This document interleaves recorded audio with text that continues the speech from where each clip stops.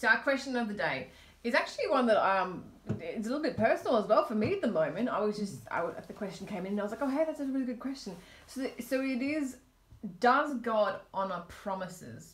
But obviously not Bible promises, because, you know, I'm pretty sure we can all trust that God honours Bible promises, right? Oh, I had an interesting question come into me during the week about that one, about the conditional nature of God's promises. That's something we should explore sometime if we get time. Yeah, but I mean, for example, right, this is what they meant. Like, for example, last night, when I couldn't find my phone, I thought my phone was, stolen, lost, whatever. And you made a promise to God, you made some rash promise to God, like, I will serve literally you for the rest of my life if you find my phone. Not that vague, much more specific, but I was on my knees praying in the car park and I did make a promise to God. I was like, Lord, I'll do this if you bring my phone back. Like, what about those kind of promises? It's God, like, afterwards, he's like, oh yeah, don't worry about it. Like, no, I knew we're just like in a heat of the moment kind of thing. Like, how does that work? Or does he expect us to make good on those promises? And is there like a penalty if we don't? Like, those are the kind of... Okay, all right. Here's the principle. There are a couple of principles here we need to look at. First of all, we should be people of our word as Christians. Mm-hmm. Secondly, we should never follow through on a promise if it is a bad promise. Okay, so we'll look at the first part first. That's Matthew chapter 5. We'll go back to Matthew chapter 5. And we're going to read here from verse 33. Again, you've heard that it has been said by them of old time, which means back in the day. Mm-hmm. You shall not forswear yourself, but you shall perform unto the Lord your oaths. But I say unto you, don't swear at all, neither by heaven, for it is God's throne, neither by the earth, for it is footstool, neither by Jerusalem, for it is the city of the great king. Neither shall you swear by your head, because you can't make one of your hairs of your head black or white. You can kind of pretend. Die, but it's not really happening. Does the Bible telling us not to make promises at all? No. It's not telling us not to make promises. It's telling us not to swear an oath. It goes on here, and it says, but let your communication be yea, yea, and nay, nay. That's Old English. For yes, yes, and no, no. That's right. Mm-hmm. For whatsoever is more than these comes of evil. And so what God is trying to establish here is this. As a Christian, you need to be known as somebody who is so honest and is such a person of your word, you never have to swear an oath. Oh. It's never required. The moment you say something, people know that you are going to stand by your word.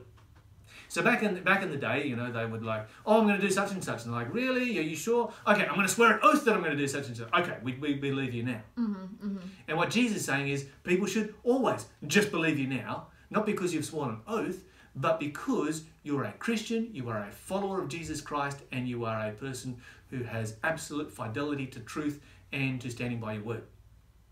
Amen. Okay, so that's the first part. Okay. We should stand by our promises. Yes, we make a promise. God says, stand by your promise. Now, of course, it isn't. The Bible isn't saying that we should never necessarily, it's actually wrong to take an oath here. It's just saying it should be unnecessary for a Christian to take an oath.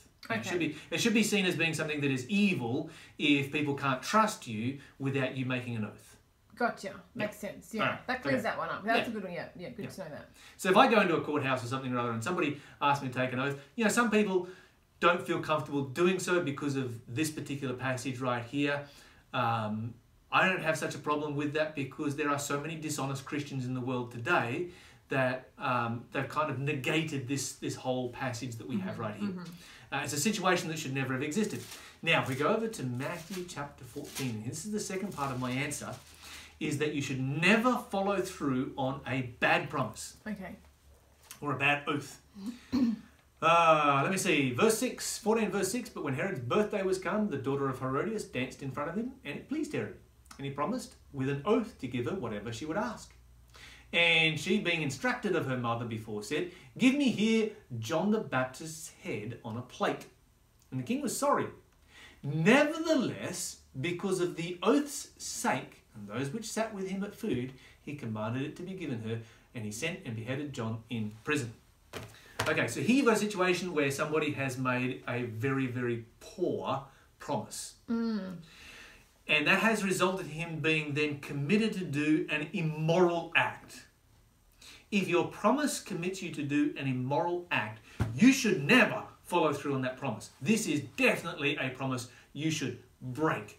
under all circumstances, never follow through on a bad promise. It's yeah. But God expects us to keep our promises. That's right. God expects us to be people of our word. Mm-hmm. God expects us as Christians to be honest and to be upfront and to just, if you say it, you're going to do it, it's going to happen. And people can trust you because they know you are a Christian, not because they just know that you're Mon or I'm Lyle or whatever it might be. It is Christ who we should be uplifting in this situation. Well, in that case, there's something I have to go do. Thanks for answering that, Lyle. Really appreciate that. Of course, if you have a question, you can contact us at Faith FM. Our number is 1-800-324-843. Or you can text on 0491 064 669. Send us all your questions. We'd love to answer them.